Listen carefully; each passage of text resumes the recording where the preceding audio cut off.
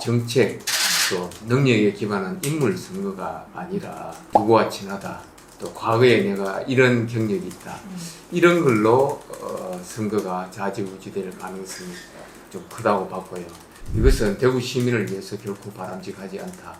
현재의 문제점들을 어떻게 해결할 것인지, 대구에 대해서 어떤 미래 청사진을 그릴 것인지, 여기에 대한 진지한 어떤 고민과 또 시민들 간의 합의가 필요하고요.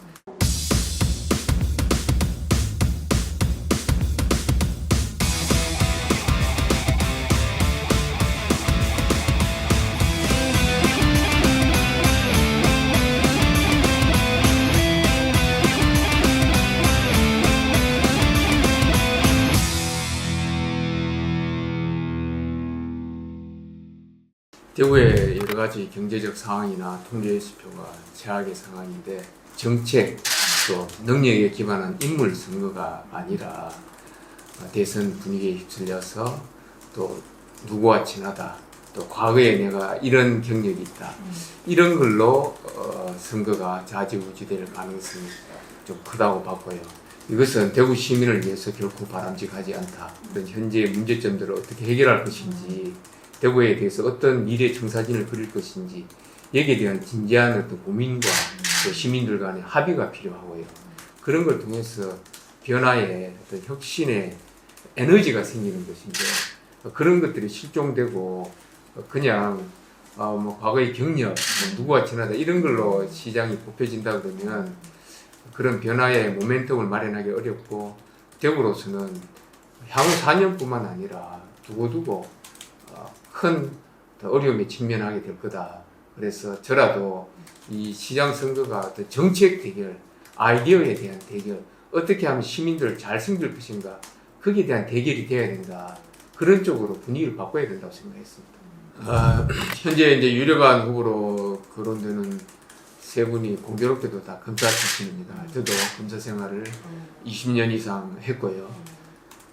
그분들하고 제가 다른 점은, 저는 막 검사 생활도 오래 했습니다만 외교관 생활도 했었고, 국가인권위원회에서 상임위원으로 우리 사회 각계각층의 소외계층 어려운 분들하고 많이 만나서 소통하고 공감하는 그런 훈련을 했었고요.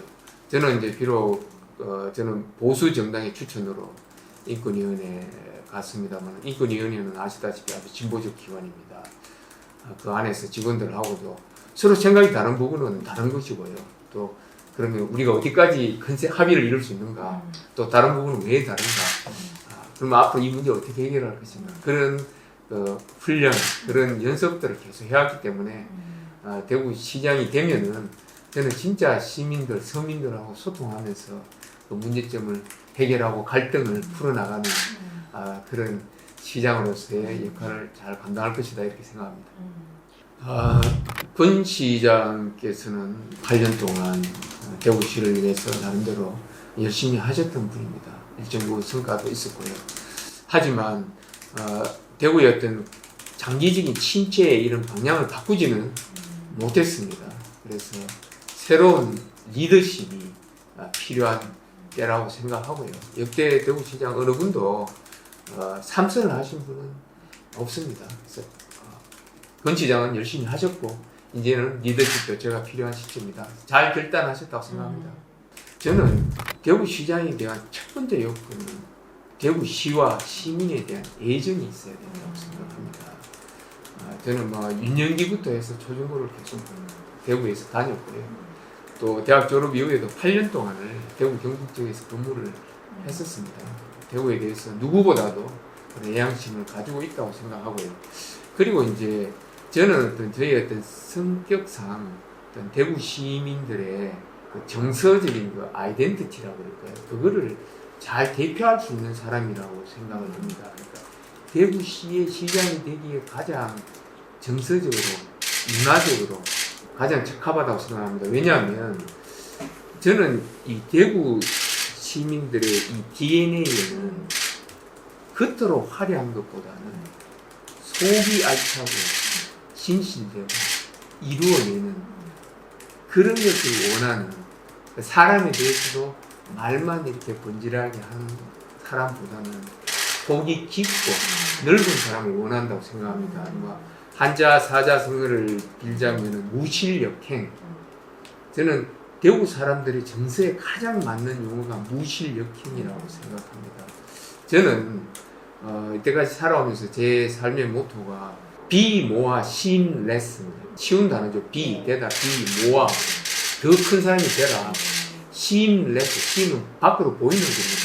밖으로 보이는 것은 레스 적게 보여라. 저는 대구 경북 사람들의 DNA에는 밖으로 보여주는 것보다 속이 더 알찬 사람, 속이 더 깊은 사람을 원한다고 생각하고요. 그런 점에서 저는 대구 시민의 DNA에 맞는 후보다고 생각합니다. 박 대통령에 대한 안타까움, 애절한 마음이 대구 시민들에게 있습니다. 그래서 박 대통령이 어떻게 하느냐에 따라서 상당히 영향을 미칠 수도 있다고 봅니다. 박 대통령께서 가령 뭐 적극적으로 뭐 돌아다니시고 뭐 이래 하신다면 좀 영향이 있을 수 있겠죠. 하지만 장기적으로는 박 대통령을 위해서나 또 유 변호사를 위해서 그게 그렇게 도움이 되지 않을 거라고 생각하고요. 유 변호사는 먼저 이 지역사회에서 적응하고 시민들과 소통하는 그런 시간이 필요하다. 근데 그런 시간을 거치지 않고 바로 나선 것은 좀 납득하기 어렵다. 예, 그런 생각입니다. 제가 여러분들을 만나다 보면 현재 앞서가시는 분들에 대해서 걱정하시는 분들이 많습니다. 그 핵심은 과연 이분들이 대구에 대해서 얼마나 알까? 대구에 대해서 얼마나 애정을 가지고 있느냐? 그런 점들인데요. 그런 점들을 짧은 시간이지만 또 시민들 뵙고 SNS 활동이나 또 언론 보도를 통해서 제 진심을 알리도록 하겠습니다. 뭐 직접적으로 뭐 이야기를 하고 뭐 그랬던 건 아닙니다만 윤당수님 쪽에 좀 핵심적인 분들이 검찰 출신들이 많지 않습니까? 뭐 그런 분들 통해서 계속 이야기를 하고 있고요. 기본적으로 윤당선인은 저에 대해서 본인 선거에 나서기 이전부터 지난 총선에 제가 출마했을 때 이제는 정상환 청장 같은 분이 정치를 해야 된다 그런 이야기를 최측근한테 했다는 말을 그분한테 직접 들었습니다. 기본적으로. 그리고 제가 검사 생활을 할 때 검찰 정풍운동이라 그럴까요? 제가 중앙지검 평검사 대표로 추진을 하고 총장의 사퇴를 요구하고 뭐 그때 당시는 참 검찰 분위기에서 생각할 수도 없는 그런 일인데 제가 사표 써놓고 뭐 그렇게 했었습니다. 그래서 검찰에 계신 분들은 제가 어떤 사람이라는 것을 잘 알고 계시고 그런 점들이 윤당선인이 저에 대해서 좋은 평가를 하는 하나의 요인이 되었을 거라 생각합니다. 존경하는 대구 시민 여러분, 그리고 사랑하는 당원 동지 여러분, 이번 선거는 향후 4년뿐만 아니라 앞으로 대구의 장래를 어떻게 바꿀 것인가, 이것을 결정하는 중요한 선거입니다.